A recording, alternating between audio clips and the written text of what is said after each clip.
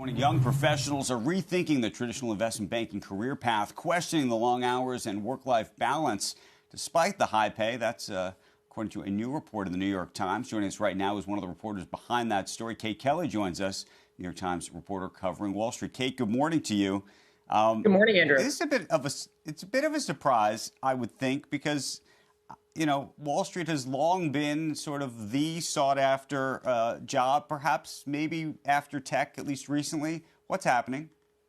Well, I think it's important to qualify, Andrew, that what Linan and I found when we interviewed probably a score of young professionals is they're not turning their back on Wall Street altogether. They just want to do it their way. They want to do it on their terms.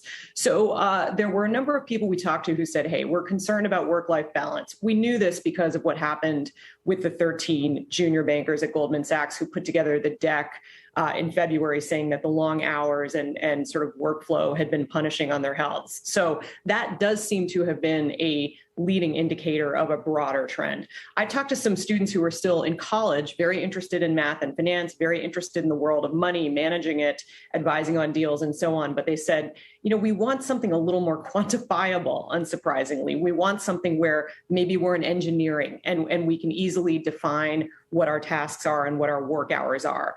Or I talked to someone who said that the pandemic had really caused him to refocus on mental health. So what he's doing is working in the logistics division of BP, buying and selling physical barrels and potentially working on financial hedging through futures and other contracts. So there are different ways to do it. But at the same time, Andrew, it must be said, there's still a contingent of people who want that career. They understand that it's a stepping stone and they want the training that Wall Street can provide.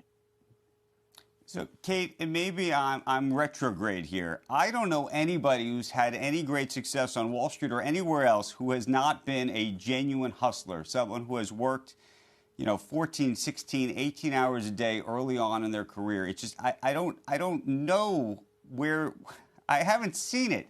And so the question is this, dare I say, I'm sure we'll get a lot of tweets for saying this, is this a generation that's just soft? It's just a softer situation. I think there are a lot of factors here, and I think the short answer to that is no. I think about the fact that we're in the post-crisis world, right? 2008 really shook people's perception of Wall Street and whether there was safety therein.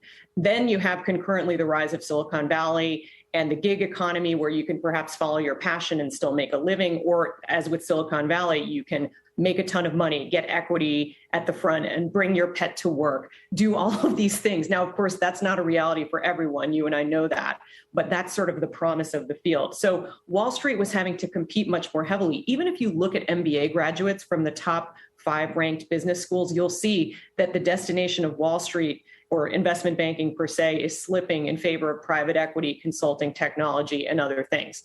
The other thing, though, is I do think there's probably an overdue focus on health and well-being. And one of my most interesting interviews actually was with Jamie Lee, whom I know you know.